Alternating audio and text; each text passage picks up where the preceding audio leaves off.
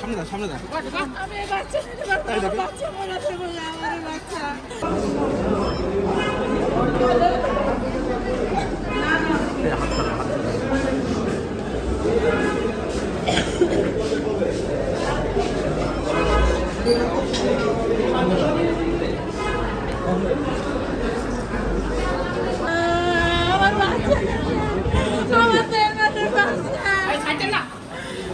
আমরা তো সাহায্য না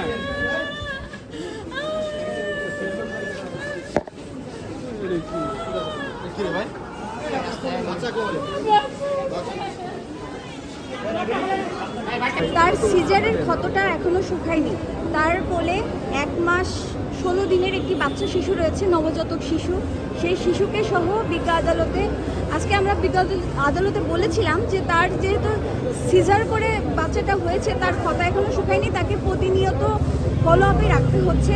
এবং একটি ছোট শিশু বাচ্চা যে তার মায়ের উপরে নির্ভরশীল, মায়ের দুধ ছাড়া তিনি অন্য কিছুর উপরে নির্ভরশীল না এবং খাইতেও পারবে না এবং তার জীবন ধারণও একটা অনিশ্চয়তার মধ্যে চলে যাবে এবং এটাতে শিশুর জীবনে ঝুঁকি আছে। আমরা এই আদালতকে আমরা এই বিষয়গুলো বলেছি এবং বলেছি যেহেতু বিষয়টি অত্যন্ত সংবেদনশীল একটি বিষয়, আমরা আদালতে যে কোনো শর্তে আসামির জন্য জামিন চেয়েছিলাম। আমরা বলেছিলাম যে প্রত্যেকটি ধার্য তারিখে আসামি আসবে এবং যে কোনো শর্তে, কারণ যেহেতু ছোট শিশু সন্তান রয়েছে, এই শিশু সন্তানটার দেখভালের একটি বিষয় রয়েছে।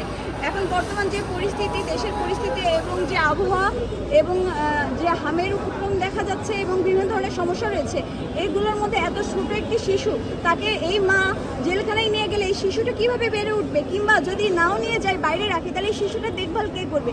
একটি অনিশ্চয়তা মা এবং শিশুর জন্য। আমরা বিজ্ঞ আদালতে এই মানবিক দিকটা বিবেচনা করে জামিনের জন্য প্রার্থনা করেছিলাম, কিন্তু বিজ্ঞ আদালত পরবর্তীতে নামঞ্জুর করে। এটা আমাদেরকে ব্যথিত করেছে। আমরা মনে করি এটাতে মা ও শিশু দুজনেরই মানবাধিকার লঙ্ঘন হয়েছে। মূলত বৈষম্য বিরোধী ছাত্র আন্দোলনের একটি মামলাতে গ্রেপ্তার করা হয়েছে। সেখানে এজাহার নামেও 39 নম্বর আসামির নাম দেওয়া আছে শিল্পী, কিন্তু তার নাম হচ্ছে শিল্পী বেগম। সেই ক্ষেত্রে যে নাম দেওয়া হয়েছে সেখানে পিতার নাম বা ঠিকানা কোনো কিছুই দেওয়া ছিল না, কিন্তু আমাদের এই আসামির নাম, পিতার নাম, ঠিকানাও তাকে সংযুক্ত করে তাকে 39 নম্বর আসামি বানিয়ে তাকে এই মামলাতে আজকে পাঠানো হয়েছে।